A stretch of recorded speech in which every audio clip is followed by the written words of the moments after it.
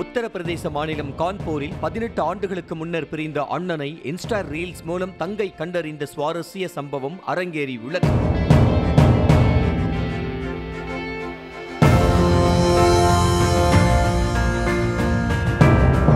ராஜ்குமாரி என்பவரின் அண்ணன் பால்கோவிந்த் என்பவர் வேலைக்காக மும்பை சென்று வீடு திரும்பாததாக கூறப்படுகிறது. இந்த நிலையில் ரீல்ஸ் பார்த்து கொண்டிருந்த போது அண்ணனை அவரது உடைந்த பல்லை வைத்து அடையாளம் கண்டு இருவரும் இணைந்தனர்.